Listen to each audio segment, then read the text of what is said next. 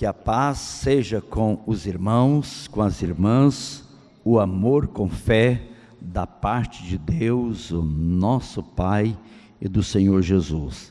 E que a graça seja com todos que amam sinceramente ao nosso Senhor Jesus. Amém? Que bom poder estar aqui com os queridos irmãos nesta noite, participar desse momento tão especial de ver pessoas sendo batizadas, integradas no corpo de Cristo, na igreja local, poder estar aqui com os irmãos ontem, meditando na palavra do Senhor, hoje pela manhã. Eu confesso que estava com saudades de estar aqui com essa igreja tão querida, um povo tão hospitaleiro, tão educado, tão prestativo, tão bonito, amém? Uma igreja bonita, gente bonita. É muito bom estar aqui com os queridos irmãos. Eu acredito muito, nós cremos no poder da palavra de Deus, o efeito que ela opera no nosso coração. O profeta diz que a palavra é como um martelo que esmiuça a rocha, ela é como fogo que purifica, ela é como uma espada que penetra a ponto de dividir alma e espírito, juntas e medulas, e ela é apta para discernir os pensamentos e propósitos do coração humano. O efeito da palavra de Deus na nossa vida é algo extraordinário. A gente é santificado pela palavra, nós somos limpos pela palavra, nós somos libertados pela palavra do Senhor, porque a palavra é viva, ela é eficaz, ela é mais cortante do que qualquer espada de dois gumes, como disse o escritor de Hebreus. Martinho Lutero, esse grande servo de Deus que se esforçou e fez um trabalho precioso. Lutero foi um grande mensageiro, considerado como o pai da reforma, mas um trabalho que perdurou do Martinho Lutero foi o trabalho que ele fez de traduzir as escrituras sagradas, a Bíblia, para a língua do seu povo, para o alemão, e fez um trabalho com grande esmero, e a influência dessa Bíblia em alemão causou um grande impacto na própria cultura, na própria língua alemã, e a reforma se espalhou rapidamente por toda a Europa. E quando Lutero já estava mais idoso, então alguns líderes resolveram fazer um culto de gratidão pela vida de Lutero, pelo trabalho, pela reforma que estava em tantos países. Então fizeram aquele culto de gratidão a Deus e homenagem também ao reformador. E então naquele momento foram dados testemunhos de tantas pessoas que tinham sido alcançadas, nações inteiras tinham sido mudadas pela mensagem da reforma ali. No final deram a palavra final para Lutero, e Lutero, ele falou pouco, ele dizia: olha, eu não fiz nada, a palavra fez tudo, aleluia. A palavra, ela faz, amém? A palavra transforma, a palavra regenera. Por isso a Bíblia diz: acolhei em vós a palavra de Deus implantada, a qual é poderosa para salvar as vossas almas. Nos últimos anos eu sempre preguei a palavra, mas nos últimos anos do meu ministério eu tenho dedicado muito a essa exposição da palavra de Deus, a pregação de maneira expositiva, tentando deixar o texto sagrado falar ao máximo ao coração dos meus ouvintes, daqueles que ouvem a palavra. E nesta noite eu quero fazer mais uma vez isso, expor um texto da palavra de Deus, que é sem dúvida nenhuma importante para a nossa vida cristã. Hoje pela manhã falamos aqui sobre Efésios 5,18, quando Paulo diz: não vos embriagueis com vinho, no qual há dissolução, mas enchei-vos do Espírito Santo, falando entre vós com salmos, entoando e louvando de coração o Senhor, com hinos espirituais, dando graças por tudo ao nosso Deus e Pai, em nome do Senhor Jesus, e sujeitando-vos uns aos outros no temor de Cristo. Efésios 5,18 até o versículo 21. Iniciamos pela manhã mensagem citando o que Jesus disse em Mateus 5,48, quando Jesus disse: sede perfeitos, como perfeito é o vosso Pai que está nos céus. Esse é o grande desafio da vida cristã, cada dia nos tornarmos mais parecidos com o nosso Deus, conforme disse Paulo em Efésios capítulo 5, sede imitadores de Deus, como filhos amados. Então queremos imitar esse Pai gracioso, esse Pai maravilhoso que nós temos, mas sabemos que isso é muito complicado. Por isso Deus já disse para Abraão lá em Gênesis 17, anda Abraão, anda na minha presença e ser perfeito. O único jeito de ir nos aperfeiçoando espiritualmente é estar em comunhão com Deus, na presença do Senhor nosso Deus. Isto é fundamental. Agora o texto que eu quero usar nesta noite vai mostrar este fruto desta comunhão com o Senhor nosso Deus, e eu vou basear a mensagem na carta de Paulo aos Gálatas, no capítulo 5, a partir do verso 16. Os irmãos que estão com a Bíblia, queira acompanhar, e se você puder permanecer com a sua Bíblia aberta, ou talvez alguns aqui com a Bíblia ligada, certo? O celular, se você tem o texto no celular, então nós vamos estar meditando nesse belíssimo texto de Gálatas, capítulo 5, versículos 16 até o versículo de número 25. Amém? Eu vou usar o texto aqui da Bíblia, da Revista Atualizada da Sociedade Bíblica do Brasil, e ela até apresenta um título aqui para esse texto, dizendo as obras da carne e o fruto do Espírito. E o texto sagrado diz assim, palavras do apóstolo São Paulo: digo, porém, andai no Espírito, e jamais satisfareis a concupiscência da carne, porque a carne milita contra o Espírito, e o Espírito contra a carne, porque são opostos entre si, para que não façais o que porventura seja do vosso querer. Mas se sois guiados pelo Espírito, não estáis sob as obras da lei, sob a lei. Ora, as obras da carne são conhecidas, e são prostituição, impureza, lascívia, idolatria, feitiçarias, inimizades, porfias, ciúmes, iras, discórdias, dissensões, facções, invejas, bebedices, glutonarias e coisas semelhantes a esta, a respeito das quais eu vos declaro, como já outrora vos preveni, que não herdarão o reino de Deus os que tais coisas praticam. Mas o fruto do Espírito é amor, alegria, paz, longanimidade, benignidade, bondade, fidelidade, mansidão, domínio próprio. Contra essas coisas não há lei. E os que são de Cristo Jesus crucificaram a carne com as suas paixões e concupiscências. Se vivemos no Espírito, andemos também no Espírito. Não nos deixemos possuir de vanglória, provocando uns aos outros, tendo inveja uns dos outros. Que Deus abençoe a sua bendita palavra nos nossos corações.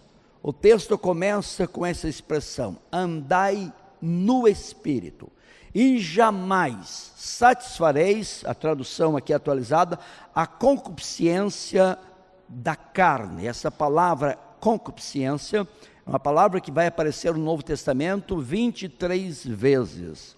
E concupiscência é a palavra epitomia. Essa palavra ela dá a ideia de um desejo forte, um desejo intenso na pessoa.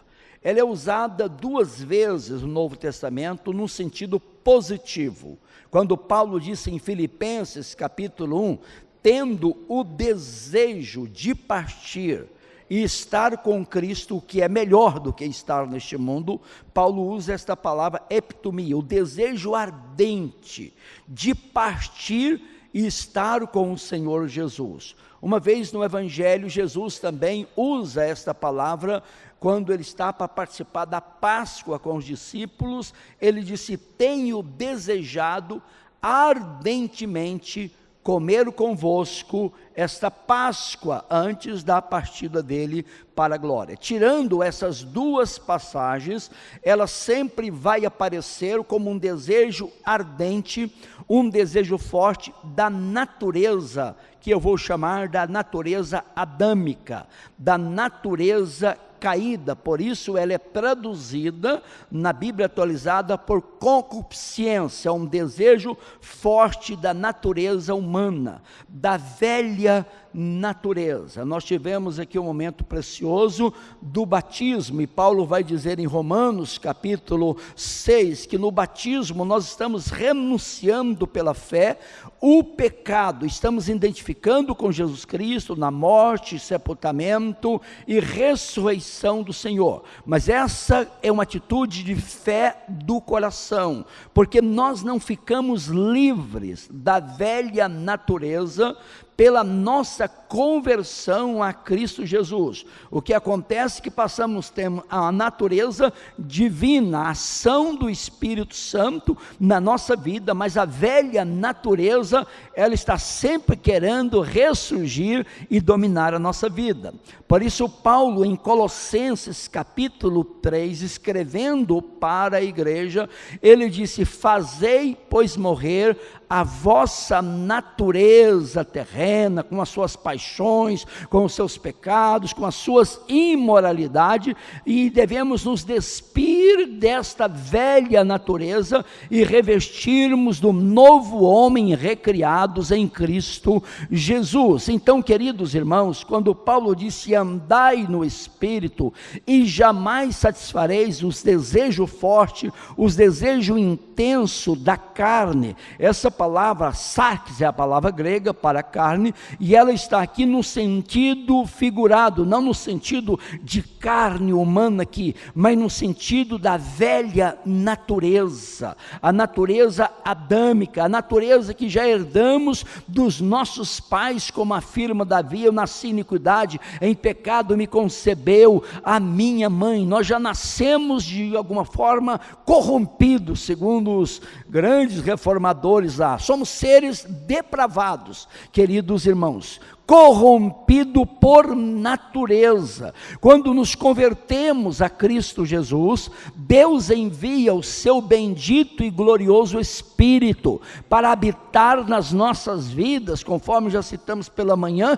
Tendo crido em Cristo, nós fomos selados com o Espírito da promessa, o qual é o penhor, é a garantia até do dia do nosso resgate final. Então o próprio texto de Atos, que fala sobre batismo: arrependei-vos e cada um de vós seja batizado em nome do Senhor Jesus Cristo para a remissão dos vossos pecados, perdão dos vossos pecados, e recebereis o dom de Deus, o Espírito Santo, porque é uma promessa para aqueles que crêem no Senhor Jesus, seja perto, seja longe, seja qualquer época. Então uma graça especial. Então daí recebemos o Espírito Santo, e daí começa, meus queridos irmãos, esse conflito espiritual na vida da pessoa. Aquela velha natureza chamada de carne aqui, e o Espírito Santo, e o texto diz: andai no Espírito, jamais satisfareis as concupiscências, o desejo forte da carne, porque a carne,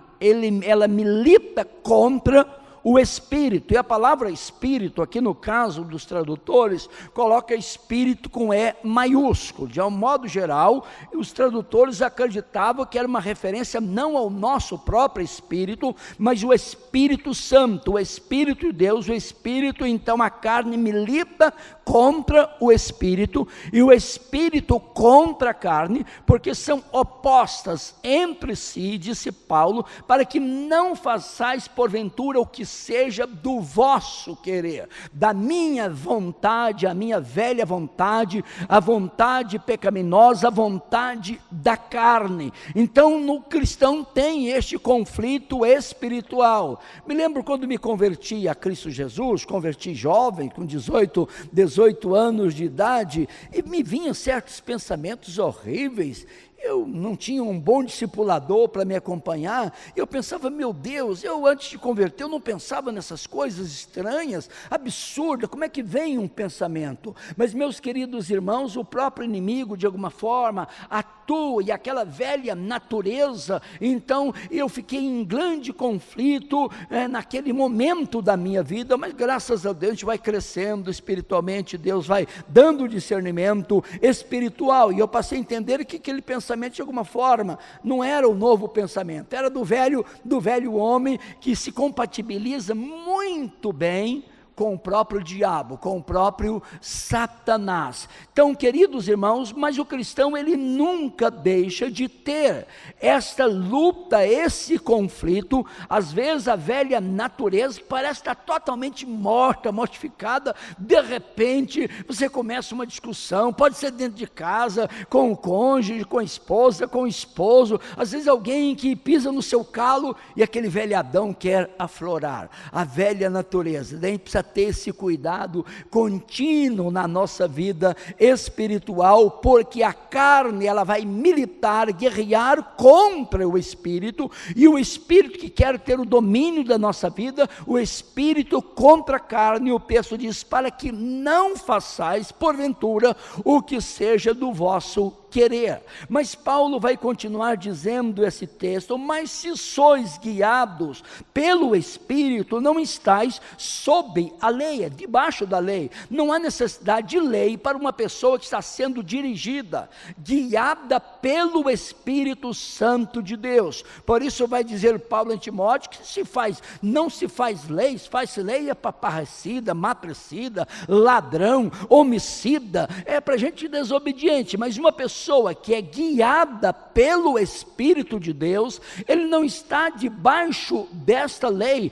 porque onde o Espírito Santo age, atua, então aí dá esta liberdade maravilhosa. Então Paulo vai dizer, mas se sois guiados pelo Espírito, então não estamos debaixo, sob a lei, é a expressão que ele vai usar aqui nesse belo texto que nós estamos usando. Mas depois ele vai dizer sobre as obras da carne, as obras dessa velha natureza. E Paulo diz que as obras da carne, elas são bastante conhecidas, e ele vai citar nessas obras da carne aqui, queridos irmãos, 18 ações. Ele não vai fechar ainda, tem outros pecados então, que se compatibiliza muito bem com a velha natureza. Então ele cita essas obras da carne. As obras da carne são conhecidas, e ele começa com pecados na área, vamos dizer assim, na área moral do indivíduo, na área da impureza sexual, porque ele diz, as obras da carne são conhecidas. A Bíblia que eu estou usando, usa a palavra prostituição. Eu acho que não é a melhor palavra, porque a palavra grega é a palavra pornia, alguns pronunciam a palavra porneia, mas o grego moderno devia pronunciar a palavra pornia. O que é pornia, queridos irmãos? Pornia é imoralidade sexual, pornografia, nós temos aqui em português, o pornê, essa coisa. Então, a imoralidade sexual. O que é imoralidade sexual? Daí, meus queridos irmãos, podemos fazer uma lista enorme. Todo relacionamento sexual fora do casamento, segundo a Escritura, isso é pornia, é imoralidade sexual. O relacionamento de duas pessoas solteiras, mas que não têm um compromisso, isso é uma fornicação, é pecado, sem dúvida. Uma coisa está tornando bastante comum, né? Os próprios crentes, às vezes, tem uma filha, arruma um namoradinho, e o namoradinho vai dormir na casa do papai, da mamãe lá, da mocinha, e as pessoas estão tolerando, mas isso é normal, é o momento que nós vivemos, isso é o século da pós-modernidade, e vamos nos conformando, mas isso aí é obra da carne, diz o texto sagrado, é a pornia, é imoralidade sexual, é um relacionamento de duas pessoas que não têm compromisso. A prostituição é porneia, também pornia, é o relacionamento então de uma pessoa para comprar o corpo do outro lá, para ter sexo aí, então é pecado. O adultério, que é o relacionamento sexual de uma pessoa que não é o seu cônjuge, então com uma pessoa casada, com outra pessoa, isto é pornia. Eu estou citando esses pecados, que são graves, mas tem outros mais sérios que eu vou descrever aqui nessas outras palavras usadas. Mas as obras da carne são conhecidas e Paulo começa então com a pornia. A imoralidade sexual, há outro tipo de imoralidade sexual, a pornografia, você começa a ver coisas terríveis, meus queridos irmãos, totalmente abominável ao Senhor. Mas depois então, da pornia ele cita o pecado chamado de impureza. A palavra grega usada é a palavra acatarsia. A no grego sempre é uma negação. Não catarsia significa pureza. Acatarsia significa não pureza, é a impureza. E daí, queridos irmãos, esse é um passo, um degrau abaixo na vida das pessoas que andam segundo a carne. Começa com a imoralidade sexual, mas a catarsia trata-se não só do ato sexual fora do casamento, mas uma pessoa que se torna totalmente impura, de uma mente impura. O camarada não consegue olhar para uma mulher sem ter pensamentos impuros, sem começar a fantasiar. Tem mulheres, às vezes, que muitos já chegaram para mim e disseram: olha, pastor, tem um homem que olha para a gente, parece que consegue despir a gente, tudo, olha aquela coisa, é um olhar de adultério, é um olhar de impureza. Tem gente assim, infelizmente, muito pior que tem alguns, às vezes, dentro da própria igreja, mas é a pessoa, o impuro, a catarsia, é alguém que é essa impureza na mente, que domina essa pessoa, uma obra da carne, na vida da pessoa, de uma velha natureza, que está dominando a pessoa. Mas Paulo vai mais longe, as obras da carne são conhecidas, ela é prostituição, impureza, e usa uma palavra em português, lascívia. Essa palavra, a palavrinha grega, a palavra alceguia. O que significa essa palavra? É a total depravação. É o indivíduo que perdeu totalmente o pudor. É aquela pessoa que perdeu a vergonha. É um verdadeiro sem vergonha, meus queridos irmãos. Já viu contar a história daquele homem que tem esposa, tem filha, adolescente, e ele vai para as gandaias da vida, volta para casa com batom na camisa, no corpo, ele faz aquilo, ele perdeu totalmente o pudor, perdeu a vergonha. A obra da carne é muito perigosa, porque a pessoa vai aprofundando, e aquilo torna um vício terrível na vida da pessoa. Às vezes tem uma esposa, no caso de homem, tem uma esposa maravilhosa, mas acontece com as mulheres também, uma depravação total. A carne, a velha natureza vai dominando a pessoa de maneira desastrosa, queridos irmãos. As obras da carne são conhecidas: prostituição, impureza e lascívia, esses pecados horríveis que eu acabei de citar aqui para os queridos irmãos. Mas depois ele cita mais dois pecados. Esses pecados é mais de uma área espiritual: o pecado da idolatria e o pecado da feitiçaria, idolatrias e feitiçarias. O que é idolatria?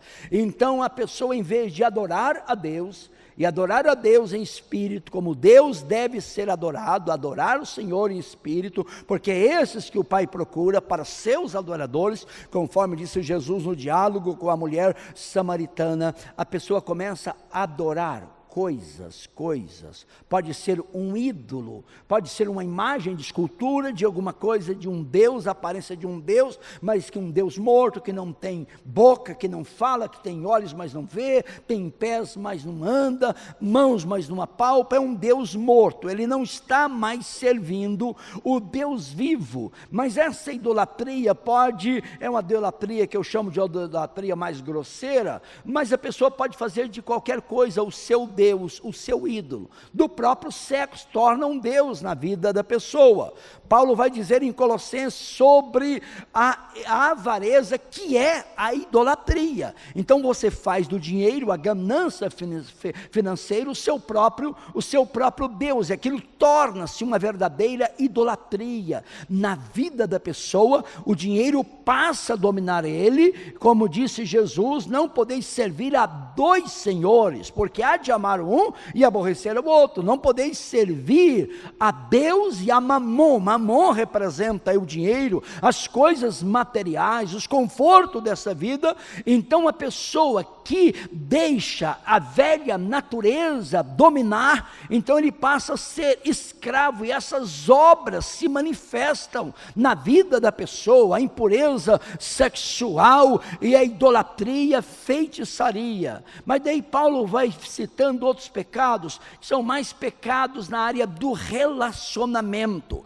Quando a carne, a natureza pecaminosa domina a sua vida, então vai citando aqui os pecados aqui. Ele vai citar o pecado da inimizade. Inimizade entre as pessoas, não consegue relacionar com as pessoas. O pecado da contenda, pecado do ciúme, pecado da ira, pessoal dá lugar à ira, pecados da discórdia, pecado de dissensões, pecados de facções, conforme diz o texto, o pecado da inveja, o pecado, meus queridos irmãos, agora dois pecados voltando para uma área física, o pecado da bebedice. E eu gosto dessa tradução, o pecado das orgias da vida, atualizada traduz isso por glutonaria, mas esta palavra, come, ela dá a ideia de orgia. É o camarada que deixa a carne dominar. Jesus contou aquela história, uma parábola, né, de um homem rico, e muito rico. Ele vestia-se de púrpura e linho finíssimo, e que se banqueteava todos os dias. Ele não fazia um banquete no sábado ou domingo, ele fazia banquete na casa dele todos os dias, vivendo para os prazeres da sua velha natureza da carne. Havia na quintal praticamente daquele homem, um homem chamado Lázaro, era um mendigo, um leproso, coberto de lepra, que desejava comer das alfarrobas do rico, mas o rico não lhe dava nada, e os cães vinham lamber as úlceras daquele pobre homem. Mas Lázaro é um nome bom, porque Lázaro significa uma pessoa que depende de Deus. Os nomes às vezes tinham significados, alguém que está contando com o auxílio de Deus. Mas aquele rico não, vivia essa vida nos prazeres, então na sua glutonaria, nas suas bebedices, e satisfazendo os desejos simplesmente da carne. Achei muito didático a questão dos jejuns aqui, em cada semana, se libertar de alguma coisa que a vida torna forte na vida. A ideia de jejum na Bíblia, no Velho Testamento, em vez de usar a palavra, por exemplo, o dia da expiação, em vez de usar a palavra jejum, usar a expressão afligir a alma, afligir a psique, afligir a vida da pessoa, é o afligir a sua alma, é não dar para o seu corpo aquilo que o corpo deseja almejar, dizer não para isso, é não deixar então essa velha natureza dominar a vida do cidadão, a vida do indivíduo. Então estas obras da carne, elas são resultados de uma pessoa que, em vez de ser guiado pelo Espírito de Deus, porque quando ele é guiado pelo Espírito, ele não está sob a lei, debaixo da lei, mas se ele é dominado, em vez de deixar o Espírito de Deus dominar a sua vida, ele é dominado por aquela velha natureza. Bom, mas pode acontecer com o crente? Pode. Eu acredito que dá 3 tipos de pessoas no mundo. Há aquela pessoa que a Bíblia chama de um homem natural, uma pessoa natural. O homem natural, ele não compreende as coisas de Deus, ele não aceita as coisas de Deus, porque eles são loucura, e elas se discernem espiritualmente, diz a palavra. Mas o homem é experimentado, ele discerne bem as coisas. Ao homem então natural, quem que é esse homem natural? Ele não foi regenerado, Espiritualmente ele está morto nos seus delitos e pecados, como disse Paulo em Efésios 2, a partir do verso 1, ele vos deu vida, estando vós mortos nos vossos delitos e pecados, nos quais andastes outrora, segundo o curso deste mundo, fazendo a vontade da carne e dos pensamentos, e éramos por natureza filhos da ira, como também os demais. Mas Deus, sendo rico em misericórdia, por causa do grande amor que nos amou, estando nós mortos, nossos delitos e pecados, nos deu vida juntamente com Cristo, e pela graça dele é que nós somos salvos. É um belo texto lá de Efésios capítulo 2. Mas então, meus queridos irmãos, tem esse homem que é chamado homem natural. É o homem que não foi salvo por Cristo. Ele não tem o Espírito de Cristo. Ele não tem a mente de Cristo. Ele lê a Escritura, ele faz uma confusão tremenda da Escritura. Me lembro da história de um jovem crente, muito entusiasmado. Ele era novo convertido, poucos meses de convertido, mas ele estava falando de Deus para as pessoas, e ele foi conversar com uma pessoa que tinha um nível cultural bom, mas uma pessoa natural. E aquela pessoa começou a usar argumentos para tentar negar a existência de Deus, o evolucionismo e tantas as coisas. E aquele homem dizendo uma coisa, e o jovem crente dizia graças a Deus. O homem dizia mais uma coisa, o jovem disse graças a Deus, aleluia. E aquele homem ficou encabulado. Mas a palavra de Deus está cheia de contradição, de erro, aquela coisa toda. O jovem disse aleluias. Daí o homem se incomodou com aquilo, mas como? Você não é um cristão? Eu estou dizendo que esse negócio de criacionismo, isso não tem base científica. Eu estou dizendo que a Bíblia está cheia de contradição, e você está dizendo, glória a Deus, aleluia. Eu não entendo. Ele disse, olha, cada afirmação que o senhor faz me leva a crer mais na Bíblia, porque a Bíblia diz que o homem natural, ele não compreende as coisas de Deus, é uma loucura. Se o senhor estivesse dizendo certo, eu ia ficar duvidando da Escritura. Então o homem natural, ele está morto espiritualmente. Ele não compreende, ele não aceita as coisas de Deus. Mas há, meus queridos irmãos, um homem que se converte, uma pessoa se converte, mas ele não cresce espiritualmente. A Bíblia chama isso de um indivíduo carnal. Paulo vai dizer em Coríntios, eu não vos pude falar como a espirituais, mas sim como a carnais. Leite vos dei a beber, não vos dei alimento sólido, porque vocês não podiam quando eu estive aí, e agora ainda não podem. Vocês não cresceram espiritualmente. Existindo entre vós divisões, contenda, é uma forma da carnalidade. As obras da carne estavam presentes lá na igreja da cidade de Corinto. Então Paulo disse, eu não vos pude falar como espirituais, e sim como carnais. Mas ele vai dizer em Efésios sobre o homem experimentado, aquele que está no processo de maturidade, de crescimento, que em vez de ser guiado pela carne, é uma pessoa guiada pelo Espírito, nessa luta, nessa guerra espiritual entre a carne, a velha natureza e o Espírito. Ele procura se inclinar para as coisas do Espírito. Então ele vai passar a colher a vida, diz o texto sagrado, porque as obras da carne, elas se manifestam, aflora na vida do homem que não é guiado pelo Espírito Santo. Mas é interessante que Paulo diz, depois de dizer sobre esses 18 pecados da carne, e ele vai terminar esse texto, diz a respeito dessas coisas, eu vos declaro, como já outrora vos preveni, que não herdarão o reino de Deus os que tais coisas praticam. Quem vive na imoralidade sexual, quem vive, meus queridos irmãos, idolatria, feitiçaria, quem vive nesses pecados da alma, de conflito, de guerra, de contenda, de ira, de discórdia, quem vive, meus queridos irmãos, na glutonaria, quem vive nas orgias, Paulo disse, esse cidadão ou essa cidadã não herdará o reino de Deus. Um cristão não pode viver nestes pecados, meus queridos irmãos, de maneira alguma. Então é alguém que parece que está regenerado, mas que em vez de deixar o Espírito o dirigir, ele se volta para as obras da carne.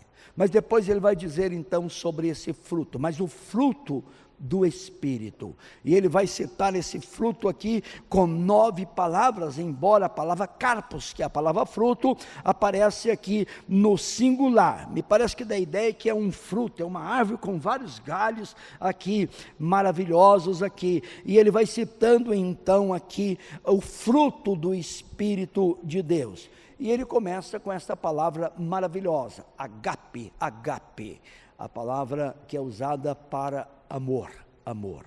E é a palavra, segundo Barker, que o Espírito Santo escolheu para descrever o amor, a essência do amor, como uma dádiva que vem de Deus. Deus amou o mundo de tal maneira, e usa esse verbo agapau. Agape seria o substantivo da palavra, mas o fruto do Espírito é amor.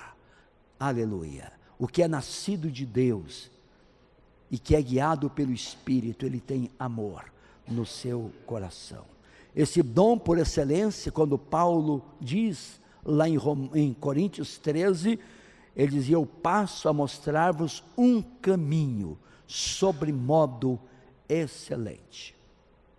Ele diz: ainda que eu falasse a língua dos homens, conhecesse todos os idiomas e a língua dos anjos, se eu não tiver amor, eu só estarei fazendo barulho. Ainda que eu tivesse o dom de profetizar e conhecesse todos os mistérios de Deus e tivesse tamanha fé a ponto de transportar montes, se eu não tiver amor, nada serei. Às vezes um orgulho espiritual na igreja, pessoas por dons espirituais, aquela coisa, principalmente esses dons de manifestações, nada contra os dons, mas que criam orgulho. A pessoa pode ter o dom de profetizar, a pessoa pode conhecer os mistérios de Deus, o que é impossível, a pessoa pode ter tamanha fé a ponto de transportar montes de um lugar para outro, se ele não tiver amor. A expressão de Paulo é: nada serei, nada serei.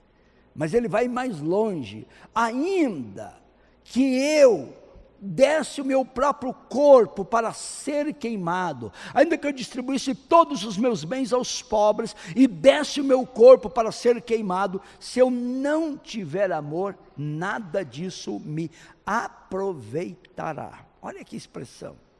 Sabe por quê? Porque o amor é paciente, o amor é benigno, o amor não se ufana, o amor não se conduz de maneira inconveniente. O amor, ele tudo crê, o amor tudo espera, o amor tudo suporta, o amor jamais acaba.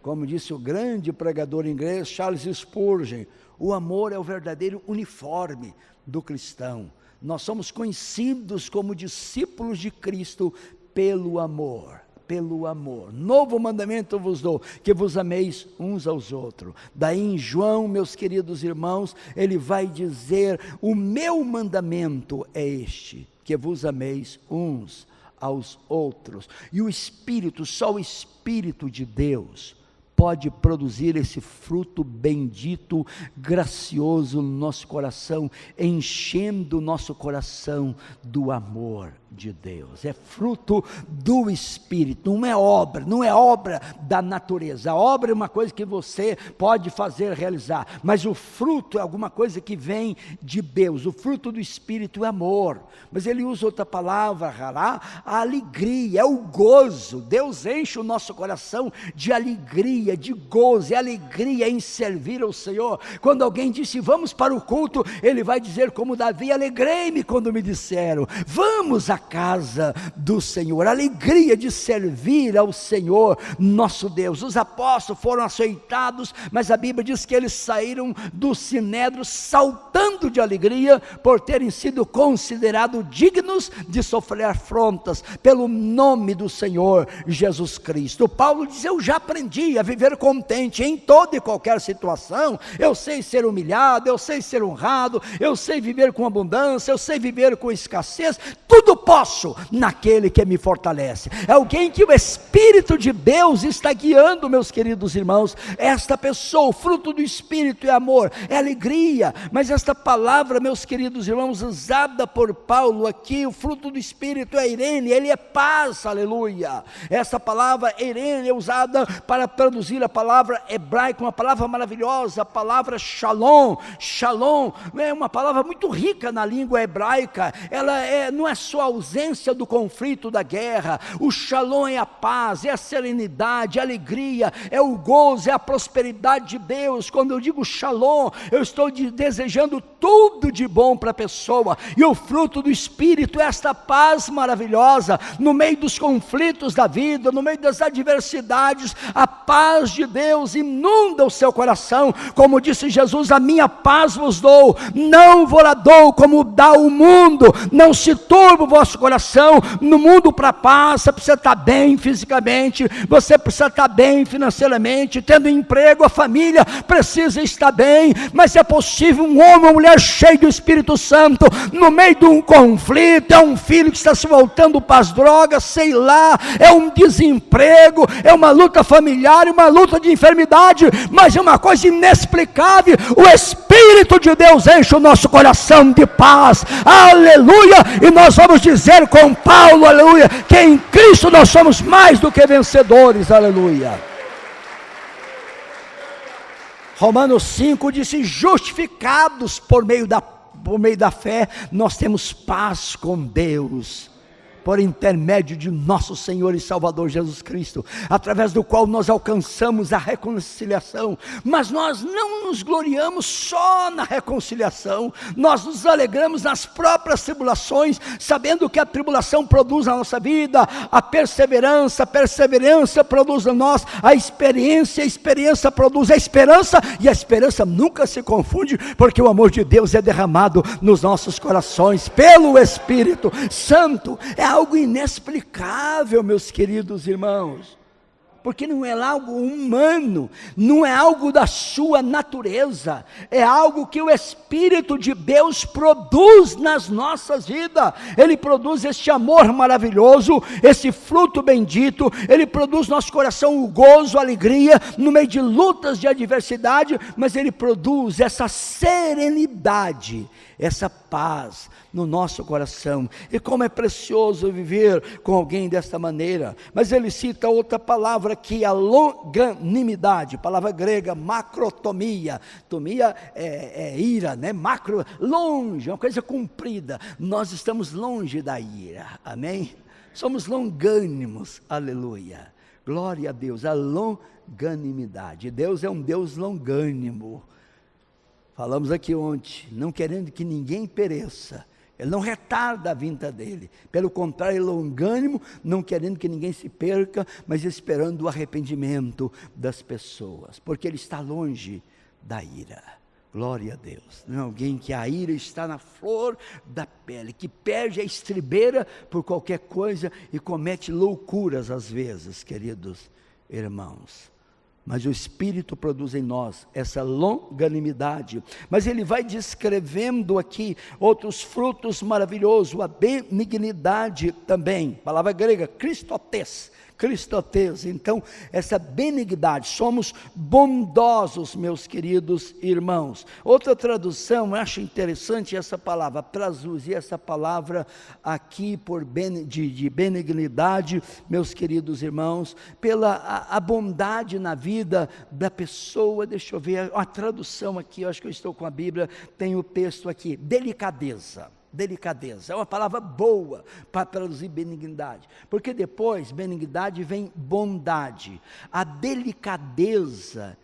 Como é bom viver com uma pessoa cheia do Espírito Santo, é uma pessoa delicada, é uma pessoa educada, é uma pessoa fina, não precisa ter muita cultura, mas ele tem essa graça de delicadeza. Então a benignidade é essa bondade no sentido de delicadeza, e outro fruto é a bondade. A bondade dá uma ideia mais ativa, de fazer atos de bondade, ser bondoso com as pessoas, é fruto do Espírito na nossa vida, que coisa preciosa. Então benignidade, bondade, diz o texto aqui, e a fé ou a fidelidade. Não tem duas palavras na língua grega como nós temos em português, fé e fidelidade. Em grego só tem uma palavra, pistis, pistis. Ela pode ser traduzida por fé, como pode ser traduzido por fidelidade. E o Espírito Santo produz essa virtude maravilhosa, a fé, gera a fé no nosso coração.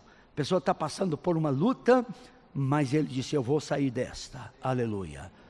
Eu tenho um filho incrédulo, mas ele diz, o meu filho ainda não se converteu. O ainda revela uma confiança. Como os discípulos estavam no mar da Galileia agitado, e o texto diz que Jesus ainda não tinha ido ao encontro dele, mas ele viria, sem dúvida nenhuma, como de fato foi, aleluias. Então a fé, ou senão esta palavra fidelidade, a graça de ser fiel a Deus, e fiel às pessoas. Que maravilha!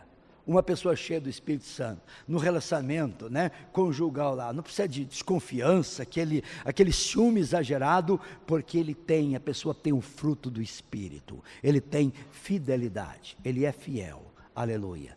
E se somos infiéis, Deus é fiel. Ele não pode negar a sua própria natureza, queridos irmãos. E o Espírito produz esta graça bendita no nosso coração da fidelidade. Ele produz então também a mansidão. Só o Espírito de Deus pode produzir isso no nosso coração. E ele termina dizendo com autodomínio, ou senão o domínio próprio, ou a temperança, outra palavra. É uma pessoa que tem esta graça. Um indivíduo sem autodomínio, sem autocontrole, disse o livro de Provérbios, era como uma cidade na antiguidade que não tinha muros. Ele tornava-se uma presa fácil nas mãos dos inimigos. Então, domínio próprio, ou autocontrole, domínio, ou a temperança é fundamental na nossa vida, queridos irmãos. O que vai resolver isso? Só uma vida dominada pelo Espírito. Eu tive uma experiência há alguns anos.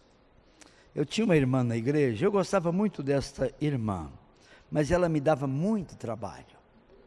Ela se converteu uma jovenzinha na igreja, uma pessoa que veio do interior, muito simples, então, trabalhando na casa de uma família, ficava perto da igreja que eu estava pastoreando na época em Taguatinga, e aquela jovem foi para a igreja.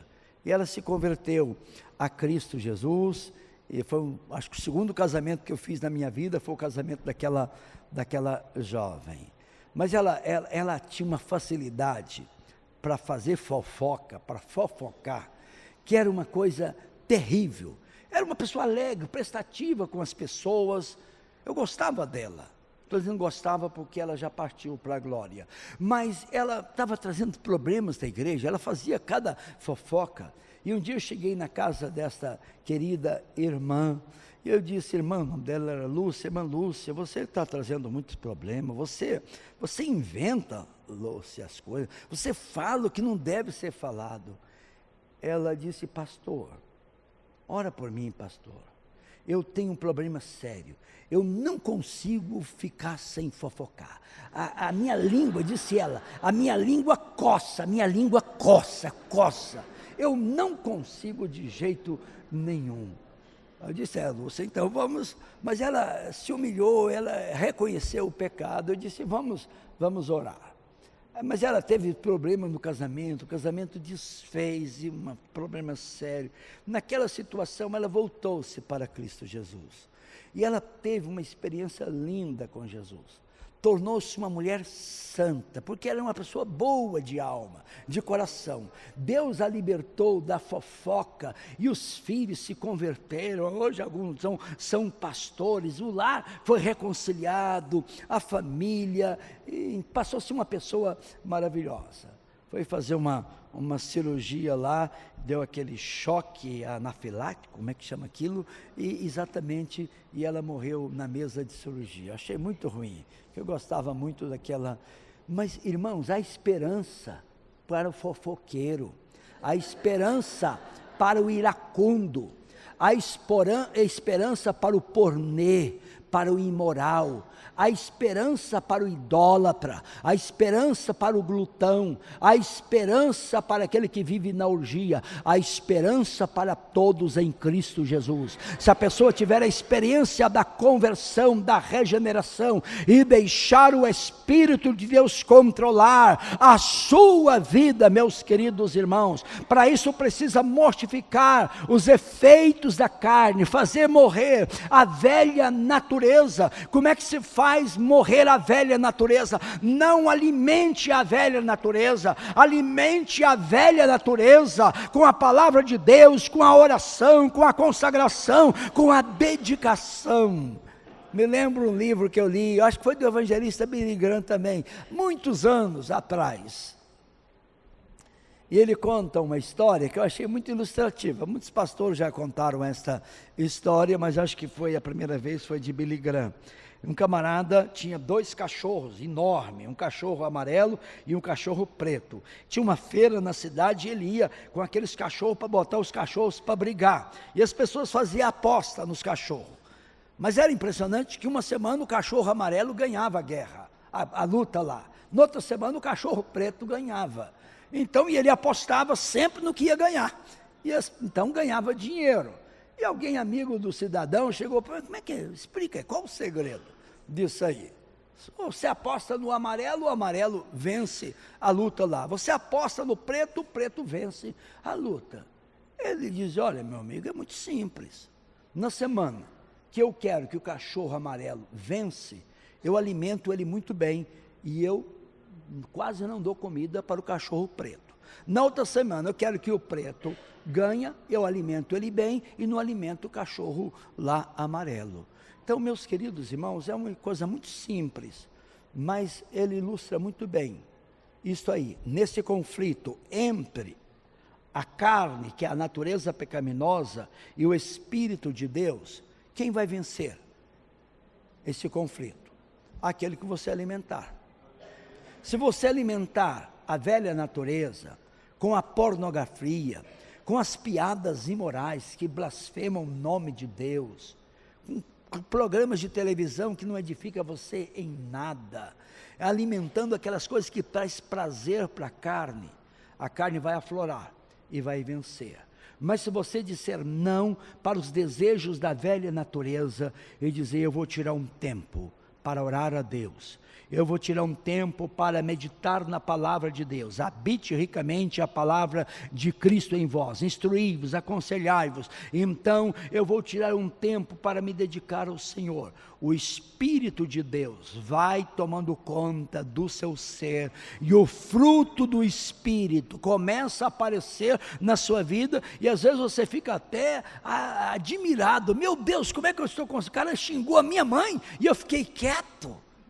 Você fica surpreso, mas é o Espírito de Deus que está controlando a sua vida. Por isso Paulo vai terminar esse texto dizendo assim: se vivemos no Espírito, se você tem o Espírito na sua vida, se você já foi regenerado pela graça de Deus, se vivemos no Espírito, também andemos no Espírito, sejamos guiados pelo Espírito de Deus. E ele vai terminar esse texto de maneira preciosa, dizendo desta maneira: olha, pode dizer, e os que são guiados pelo Espírito de Cristo, essas pessoas, contra ele, essas coisas da lei não têm poder. E os que são de Cristo Jesus crucificaram que a velha natureza, a carne, com as suas paixões e concupiscência. E se vivemos no Espírito, andemos também no Espírito, não nos deixemos possuir de vanglória, provocando uns aos outros, tendo inveja uns dos outros. Daí, queridos irmãos, junto com esse desafio de sermos cheios do Espírito Santo, é o desafio de deixar Deus produzir em nós o seu fruto maravilhoso. Na década de 90, eu já tinha lido muitos livros desse pregador que eu gosto tanto, o Dr. John Stott, o inglês maravilhoso. E ele veio aqui em São Paulo Serra Negra, lá aquele local, uma conferência na época organizada pelo pastor Caio Fábio. E eu vi lá naquele cartaz o nome do Dr. John Stott. Eu disse, eu preciso ir lá ouvir e conhecer esse querido irmão. E fui realmente, vim aqui a São Paulo, a Serra Negra, lá, lugar bonito, né? Mas há uma ministração. E uma das ministrações do Dr. John Stott, ele fez 2 ou 3 ministrações, mas a última, eu me lembro que ele fez uma explanação muito mais rica do que esta aqui, sobre esse fruto do Espírito. E o Dr. John Stott, naquela época, estava com 70 e poucos anos.